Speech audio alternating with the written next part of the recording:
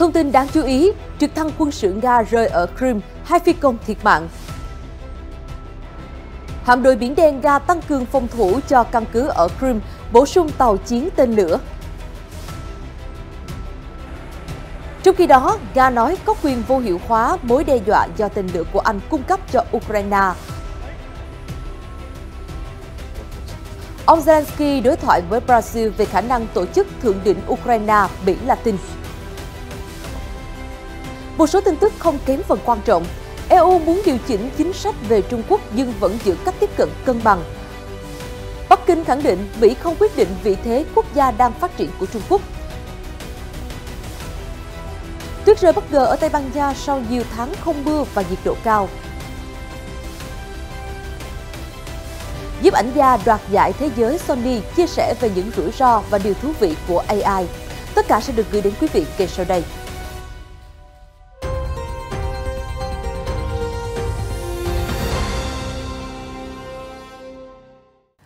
Rất vui khi được gặp lại quý vị trong chương trình Thời sự quốc tế. Những cập nhật mới nhất liên quan đến căng thẳng ở châu Âu cùng các diễn biến xoay quanh chính trường thế giới sẽ được gửi đến quý vị trong chương trình ngày hôm nay. 2 phi công Nga đã thiệt mạng hôm 12 tháng 5 khi một chiếc trực thăng quân sự Mi-28 chở họ bị rơi ở bán đảo Crimea, truyền thông Nga đưa tin. Bộ Quốc phòng Nga thông báo lý do vụ tai nạn là do lỗi thiết bị, theo hãng thông tấn TASS. Vụ tai nạn xảy ra lúc 15 giờ 42 chiều ngày 12 tháng 5 theo giờ địa phương trong chuyến bay huấn luyện. Trực thăng rơi tại khu vực Dankoy, phía bắc Crimea. Tại thời điểm đó, trực thăng không chở theo vũ khí. Giới chức Nga đã mở một cuộc điều tra xác định nguyên nhân vụ tai nạn. Nga sáp nhập Crimea từ Ukraine vào năm 2014. Kiev tuyên bố sẽ quyết giành lại bán đảo này. Kể từ khi giao tranh nổ ra ở Ukraine, các địa điểm quân sự và kho nhiên liệu trên khắp Crimea đã nhiều lần trở thành mục tiêu bị tấn công bởi các máy bay không người lái. Dù Ukraine không công khai thừa nhận đứng sau các vụ việc, nhưng giới chức nước này thường có những hành động tỏ ra vui mừng sau các cuộc tấn công. Chỉ huy hạm đội Biển Đen của Nga ngày 12 tháng 5 thông báo tăng cường phòng thủ cho căn cứ hải quân ở Sevastopol thuộc Crimea trong bối cảnh một loạt cuộc tấn công bằng UAV nhắm vào nơi này. Thông báo được Phó Đô đốc Viktor Sokolov nói với truyền thông Nga. Sevastopol đã nhiều lần bị tấn công bằng UAV kể từ khi nổ ra xung đột ở Ukraine. Ngoài ra, trao đổi với báo giới, ông Sokolov thông báo hạm đội Biển Đen sẽ nhận 4 tàu chiến mới trong năm 2023. Cụ thể, theo TASS, 4 tàu chiến sẽ bao gồm những tàu được trang bị tên lửa hành trình Kalib. Hạm đội Baltic có ý nghĩa to lớn trong việc đảm bảo an ninh cho Nga ở khu vực chiến lược phía Tây. Hạm đội sẽ được bổ sung các tàu chiến mới theo kế hoạch. Bộ Quốc phòng Nga dẫn lời ông Sokolov thông báo. Trong một sự kiện khoa học, ông Sokolov cũng đã phê duyệt giấy chứng nhận tiếp nhận tàu hộ tống Mercury và sẽ đưa vào hoạt động trong hạm đội Biển Đen của Nga, theo Reuters.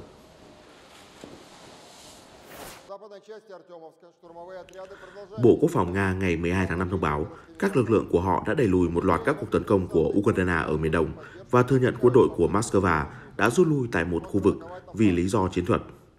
Trong một tuyên bố, bộ này cho biết Ukraine đã triển khai hơn 1.000 binh sĩ và tới 40 xe tăng trong hàng loạt tấn công trên một chiến tuyến kéo dài hơn 95 km.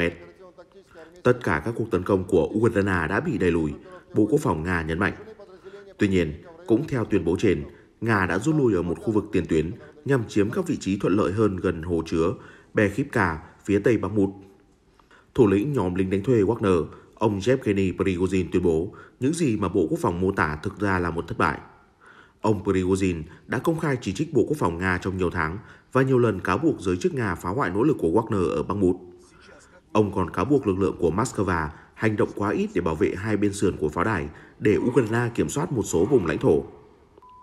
Trước đó, Thứ trưởng Quốc phòng Ukraine Hanna Malia ngày 12 tháng 5 cho biết các lực lượng Ukraine đã tiến thêm khoảng 2 km xung quanh Bakhmut trong tuần này và không từ bỏ bất kỳ vị trí nào trong thời gian đó.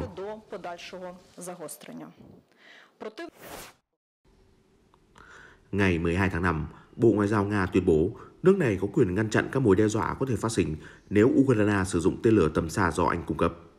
Tuyên bố này được đưa ra sau khi Anh quyết định chuyển giao hệ thống tên lửa Storm Shadow cho Ukraine. Phía Nga có quyền thực hiện tất cả các biện pháp cần thiết để vô hiệu hóa các mối đe dọa phát sinh nếu Ukraine sử dụng tên lửa của Anh, TASS dẫn thông báo của Bộ Ngoại giao Nga. Theo đó, Moscow coi quyết định của London là một bước đi cực kỳ thù địch và dẫn đến tình hình leo thang nghiêm trọng trong khu vực. Hành động chuyển giao hệ thống tên lửa tầm xa cho Kiev khẳng định mức độ can dự chưa từng có của Anh vào cuộc xung đột ở Ukraine, Bộ Ngoại giao Nga khẳng định. Trước đó, Điện Kremlin ngày 11 tháng 5 cảnh báo việc Anh gửi đi Storm Shadow sẽ nhận về phản ứng thích đáng của quân đội Nga. Phát ngôn viên Điện Kremlin Dmitry Peskov cho biết, các vũ khí tầm xa của Anh sẽ dẫn tới phản ứng đầy đủ từ quân đội của chúng tôi, những người sẽ đưa ra quyết định phù hợp từ góc nhìn quân sự. Bộ trưởng Quốc phòng Anh Ben Wallace ngày 11 tháng 5 nói trước các nhà lập pháp Anh rằng tên lửa hành trình tầm xa Storm Shadow đang trên đường hay thậm chí đã tới Ukraine. Ông không nói rõ số lượng tên lửa viện trợ. Tên lửa phóng từ trên không này có phạm vi 155 dặm, theo nhà sản xuất MBDA. Chúng được thiết kế để đáp ứng các yêu cầu về cuộc tấn công lên kế hoạch trước nhằm vào các mục tiêu cố định có giá trị cao và có thể hoạt động trong điều kiện thời tiết khắc nghiệt. Chuyên gia quân sự David Hambling cho biết, tên lửa của Nga rất khó gây nhiễu và khó bị đánh chặn bởi hệ thống phòng không của Nga. Khi Kyiv triển khai tên lửa mới được cung cấp, phía Moscow sẽ buộc phải di rời, phân tán nguồn lực của mình. Nếu không kịp làm điều đó, hàng trăm tấn đạn pháo quý giá của Nga có thể biến mất trong những quả cầu lửa khổng lồ, chuyên gia nêu ý kiến.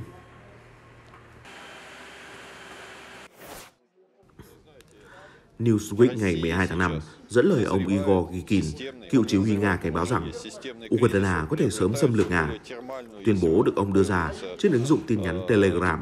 Cụ thể, ông Gikin viết rằng các cuộc pháo kích dữ dội đang nhắm vào Golovka. Có lẽ cuộc phản công đã bắt đầu hoặc sắp bắt đầu. Tôi dự đoán đợt tấn công chính sẽ nhắm vào Zaporozhye, còn các chiến trường phụ là Kherson và Donetsk. Golovka là cách Nga gọi thành phố Ukraine Holika ở vùng Donetsk miền đông.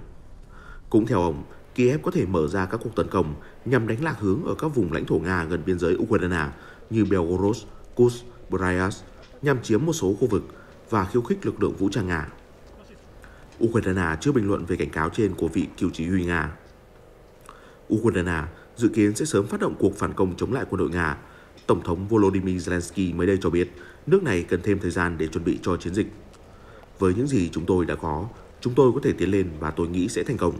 Nhưng chúng tôi sẽ mất rất nhiều người, điều đó là không thể chấp nhận được. Nên tôi cần phải chờ đợi thêm một chút nữa. Ông Zelensky nói trong một cuộc phỏng vấn với đài truyền hình châu Âu và được BBC phát sóng ngày 11 tháng 5.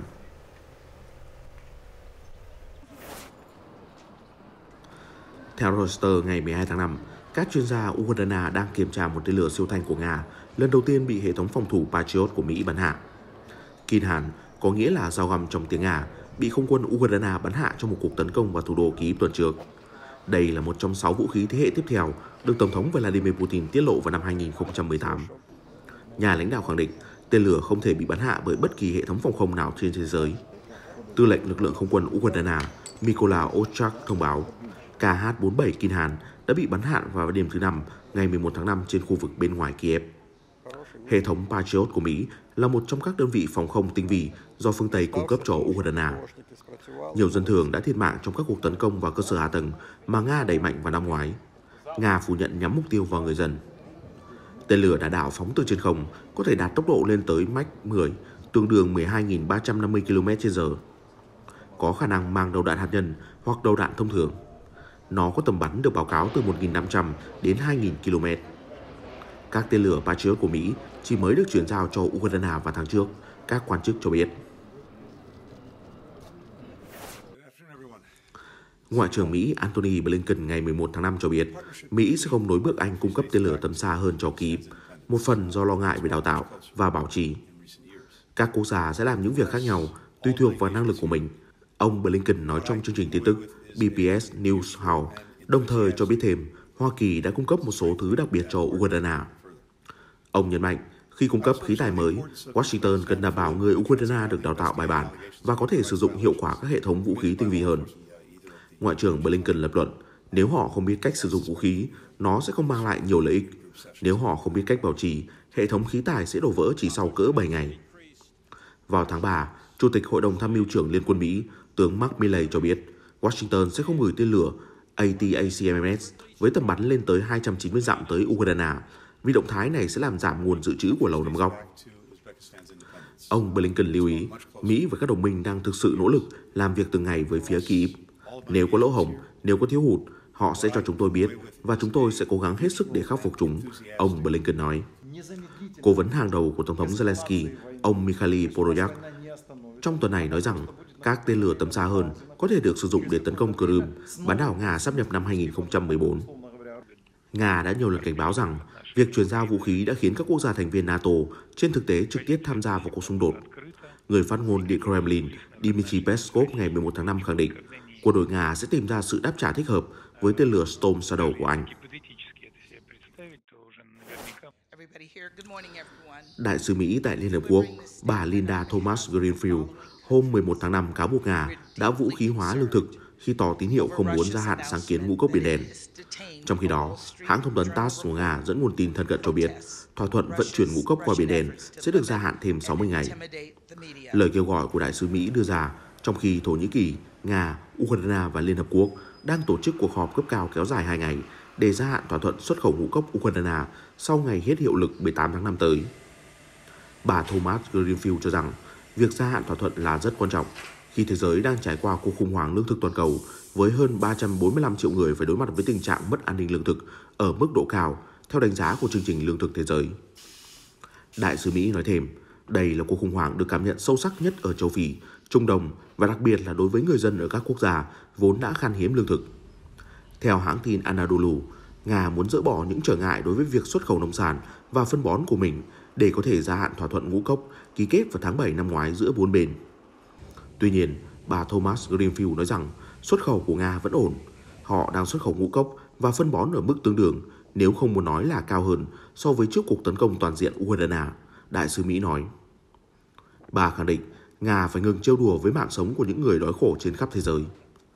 Thổ Nhĩ Kỳ, Liên Hợp Quốc, Nga và Ukraine đã ký một thỏa thuận vào tháng 7 năm ngoái tại Istanbul để nối lại xuất khẩu ngũ cốc từ các cảng của Ukraine, vốn đã bị tạm dừng sau khi xung đột Nga-Ukraine bắt đầu vào tháng 2 năm ngoái nhằm giúp giải quyết vấn đề lương thực toàn cầu. Theo Liên Hợp Quốc, hơn 30 triệu tấn ngũ cốc và thực phẩm đã được xuất khẩu từ Ukraine kể từ tháng 8 năm ngoái. Hãng thông tấn TASS của Nga dẫn nguồn tin thân cận cho biết thỏa thuận vận chuyển ngũ cốc qua Biển Đen sẽ được gia hạn thêm 60 ngày. Thông tin sẽ được Tổng thống Thổ Nhĩ Kỳ Tayyip Erdogan công bố chính thức như những lần trước sau cuộc điện đàm với người đồng cấp Nga Vladimir Putin. Thời gian công bố có thể là trong ngày 12 hoặc ngày 13 tháng 5. Tuy nhiên, nguồn tin của TASS cũng lưu ý rằng Moscow chỉ đồng ý gia hạn thỏa thuận nếu các yêu cầu của họ nêu trong thỏa thuận ở Istanbul ngày 22 tháng 7 năm 2022 về việc Mỹ và EU loại bỏ các trở ngại đối với xuất khẩu của Nga được đáp ứng.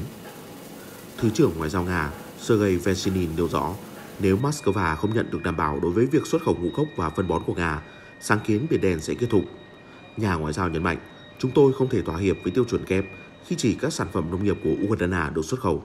Chúng tôi không có lý do để tham gia vào thỏa thuận này trừ khi lợi ích của chúng tôi được bảo vệ.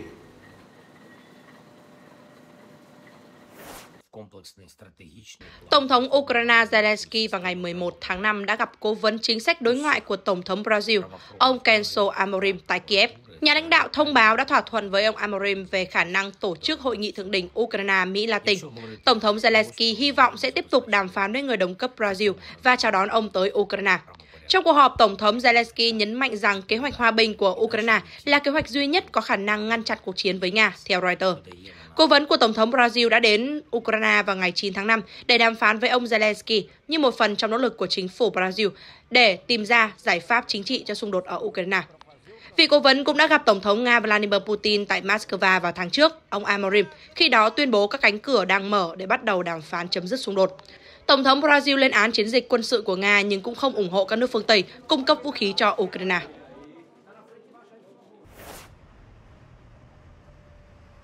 Theo một cuộc thăm dò của YouGov, đa số công dân Đức phản đối việc Ukraine gia nhập NATO, theo hãng tin Sputnik đưa tin vào ngày 12 tháng 5. Cụ thể, cuộc khảo sát cho thấy là có tới 54% số người được hỏi phản đối khả năng Ukraine trở thành thành viên NATO, trong khi chỉ 27% công dân Đức ủng hộ việc Kiev gia nhập liên minh. Khi được hỏi về xung đột Ukraine và cách giải quyết, 55% số người được hỏi ủng hộ các cuộc đàm phán hòa bình giữa Moscow và Kiev, với 28% phản đối các cuộc đàm phán theo cuộc khảo sát. Hãng thông tấn yêu cầu tổ chức cuộc khảo sát không đưa ra thông tin chi tiết về số lượng người trả lời và tiến hành cuộc thăm dò, chỉ nói rằng cuộc thăm dò diễn ra trước chuyến thăm của Tổng thống Ukraine tới Đức. Đầu tháng này, nhật báo Berliner Tageszeitung đưa tin, trích lời một cảnh sát giấu tên rằng Tổng thống Zelensky dự kiến sẽ đến Berlin vào ngày 13 tháng 5 và gặp Thủ tướng Olaf Scholz. Sau đó, ông sẽ đến thành phố Aachen để nhận giải thưởng Challenger. Văn phòng Tổng thống Ukraine chỉ trích vụ rò rỉ thông tin và nói rằng chuyến đi cấp nhà nước có thể bị hủy bỏ vì lo ngại những vấn đề an ninh.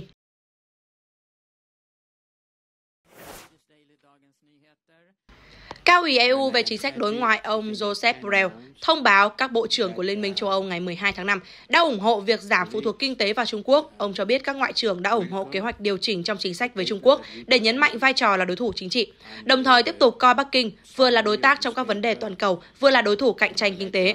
Theo ông Borrell, EU đã học được từ các sai lầm chiến lược trong những năm trước khi trở nên quá phụ thuộc vào khí đốt của Moscow.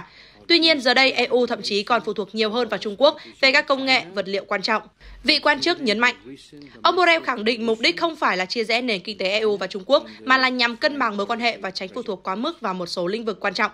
Các vị quan chức sẽ điều chỉnh, đề xuất để trình bày với các nhà lãnh đạo EU. Người phát ngôn Bộ Ngoại giao Trung Quốc Uông Văn Bân vào ngày 12 tháng 5 thông báo Mỹ không phải là bên quyết định liệu Trung Quốc có phải là quốc gia đang phát triển hay không. Theo ông, Mỹ còn nhắm đến việc ngăn chặn sự phát triển của Trung Quốc bằng nhiều câu chuyện sai lệch khác nhau để phủ nhận tình hình phát triển của nước châu Á.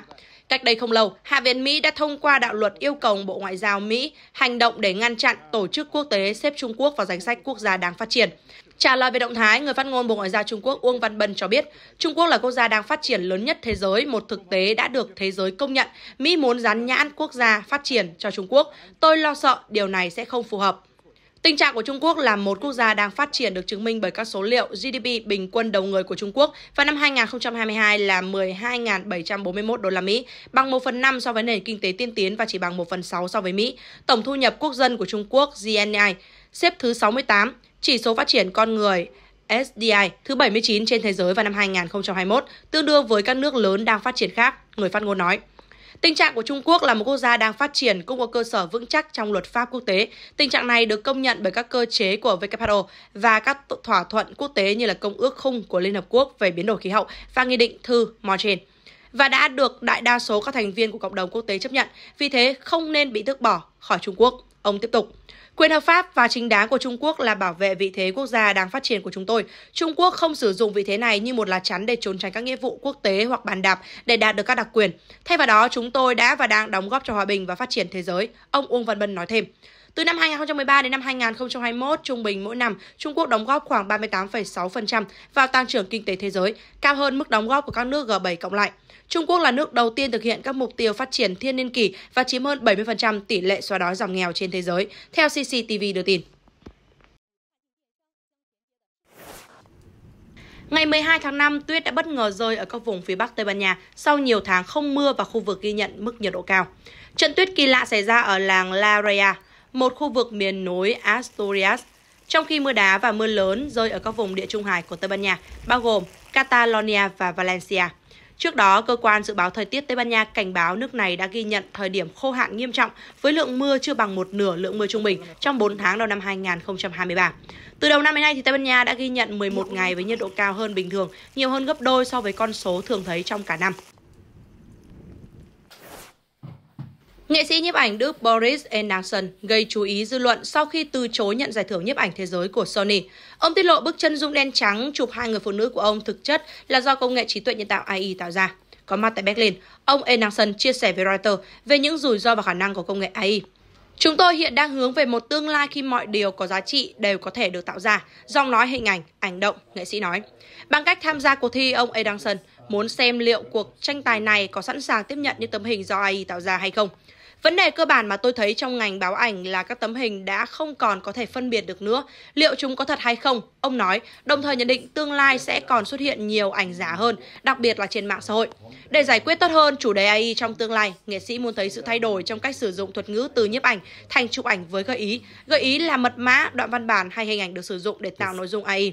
Đến từ một thành phố nhỏ ở Tây Nam nước Đức, ông Anderson đã học nhiếp ảnh, nghệ thuật vị niệm, truyền thông và triết học. Chuyển đến sống ở Berlin từ năm 1997, nghệ sĩ cũng đã tận hưởng niềm vui khi sử dụng công nghệ AI.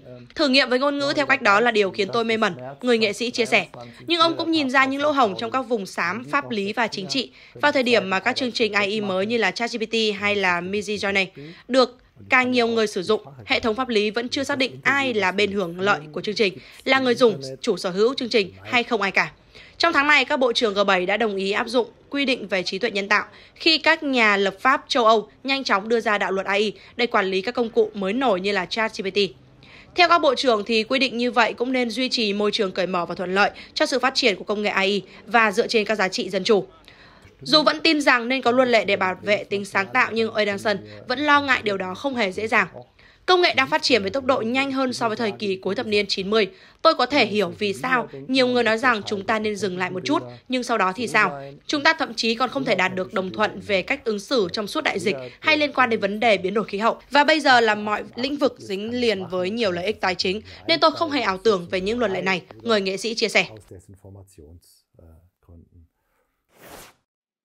Cơ quan vũ trụ có người lái Trung Quốc CMSA cho biết tàu chở hàng Thiên Châu 6 đã hoàn thành cập vào trạm vũ trụ Thiên Cung vào hôm 11 tháng 5. CMSA cho biết vào lúc 5 giờ 16 phút giờ Bắc Kinh, Thiên Châu 6 đã cập cảng tại cổng kết nối phía sau của mô đun lõi Thiên Hà. Sau khi hoàn thành đến điểm hẹn và lắp ghép, tàu vũ trụ chở hàng Thiên Châu 6 và trạm vũ trụ sẽ bước vào giai đoạn bay tích hợp. Phi hành đoàn Thần Châu 15 trên trạm vũ trụ sẽ vào tàu chở hàng và chuyển hàng theo lịch trình.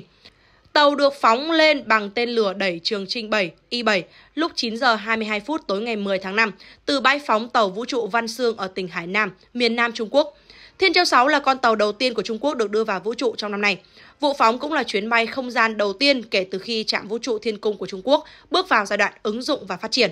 Tàu vũ trụ Thiên Châu 6 mang theo quần áo, nước uống và thức ăn cho 3 thành viên phi hành đoàn Thần Châu 15 hiện đang ở trên trạm vũ trụ, cũng như cung cấp các nhu yếu phẩm quan trọng cho các phi hành gia sẽ phục vụ trong sứ mệnh Thần Châu 16 sắp tới.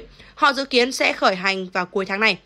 Với khả năng tải trọng lớn hơn, giờ đây Thiên Châu 6 có thể vận chuyển khoảng 70 kg trái cây cho các phi hành gia, gấp đôi khối lượng của tàu tiền nhiệm Thiên Châu 5. Ngoài ra, Thiên Châu 6 còn mang theo 1,7 tấn thuốc phóng, trong đó có 700 kg sẽ được chuyển lên trạm vũ trụ Thiên Cung để giúp trạm có thể khai hỏa động cơ và duy trì quỹ đạo.